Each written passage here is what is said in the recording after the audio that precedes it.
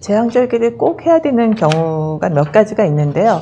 그 전에 우리가 일반적으로 제왕절개를 하게 되는 가장 흔한 원인이 이제 빅3가 있더라고요. 보니까 아기가 이제 좀 심박수가 안 좋아져서 태아 가사라고 하죠. 수술하는 경우가 있고, 그리고 이제 지연분만이라고 해서 어느 순간부터 더 이상 자궁 문이 안 열리거나 아기가 안 내려오거나 해서 진행이 안 되는 경우가 있습니다. 그리고 이제 마지막으로 태아의 위치가 이상이 있었을 때 이제 제왕절개를 하게 되고요. 그 태아 가사 같은 경우에는 그 모니터를 우리가 요즘 다 하면서 아기를 낳죠. 이거를 이제 태아 모니터링 페이퍼인데요. 이게 아래가 자궁의 수축의 강도고 위가 이제 윗줄이 아기의 심박수인데 이 심박수가 떨어질 때 안 좋은 거거든요.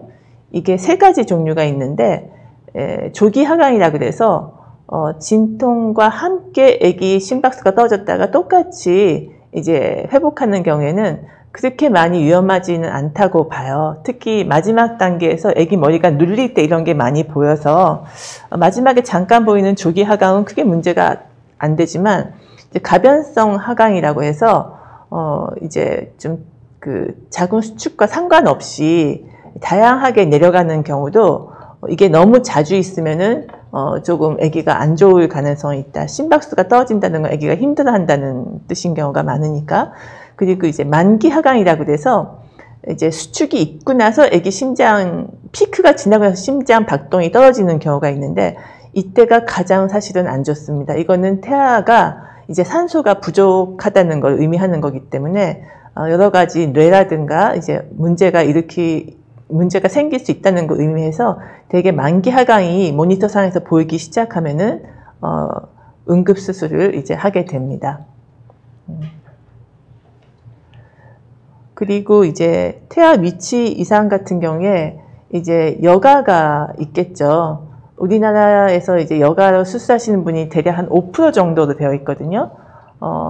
여가라도 정산분만 할 수 없냐라고 하시는데, 사실 우리나라는 좀 이제 그 제왕절개 수가가 미국만큼 높지가 않고, 아기도 많이 낳지 않고, 그리고 혹시 제왕절개를 안 하고 문제가 생겼을 때 위료 과실이 되기 때문에 대부분의 경우는 이제 거꾸로 있으면은 수술을 하는 게 일반적이라서 일단 산부인과 선생님들이 여가 아기를 많이 정산분만으로 받아본 경험이 없어요. 그래서 되게 안전하게 가는 경우가 많고요. 그렇지만은 쌍둥이인데 정산분만을 원해서 이제 첫애가 머리부터 나오고 둘째가 엉덩이부터 나온다. 그런 경우에는 이제 시도하는 경우는 제법 있습니다. 여기 그림에 이제 왼쪽 밑에 횡이라고 있거든요. 아기가 이제 완전히 그 평평하게 이렇게 누워 있는 경우인데 머리나 엉덩이가 질 쪽에 있는 게 아니고 등이 이렇게 보이었을 때는 이거는 절대적으로 제왕절개를 해야 되는 응급 상황이고요. 그리고 족이라고 해서 이제 거꾸로 있는데 발이 이제 질에 빠졌다. 이런 경우에는 절대로 자연분만 할 수 없습니다. 그래서 내진했는데 아기 발이 만져진다. 이럴 때도 바로 응급 상황이기 때문에 제왕절개를 해야 됩니다. 네. 그리고 아까 이제 질문에서 근종이 있었을 때 뭐 아기를 잘 낳을 수 있나요? 라고 하셨는데 근종은 굉장히 흔해서 5명에 1명 정도 30대 여성에서 있고요. 뭐 사이즈가 커도 아기가 내려오는 그 통로를 막고 있지 않으면 뭐 한두 개 있었을 때 정산분만 할 수 있는 경우가 꽤 많습니다. 그렇지만은 이제 오른쪽 그림에서 보듯이 이제 자궁 밑에 쪽에 근종이 제법 크게 위치해 있으면은 아기가 정말 산도를 꽉 껴가면서 겨우겨우 내려오는 게 자연분만인데 이런 혹이 있으면은 이것 때문에 아기가 내려오지도 못하고 자연분만이 어렵습니다. 뭐 진통을 안 하고 바로 수술하는 경우도 있지만 진통을 조금 시도해보다가 안 된다 싶으면은 이제 수술을 하는 경우가 이런 경우에서는 꽤 흔하죠. 그리고 이제 아까도 나왔던 전치 태반인데요. 이거는 뭐 절대로 아기를 낳을 수가 없습니다. 밑으로 태반이 찢어지면 어마어마한 피가 나오기 때문에 그래서 아까도 말씀드렸지만은 이제 전치 태반도 초기부터 이제 중기 뭐 후반에 걸쳐서 계속 피가 좀 자주 나오는 경우에는 34주까지는 기다리지만 출혈량에 따라서는 수술을 하고 그리고 출혈이 전혀 없는 전치태반인 경우에도 38주 넘기지 않고 대개 아기를 낳습니다. 이제 태반후과 관련된 것 중에 태반 조기박리라는 게 또 있는데요.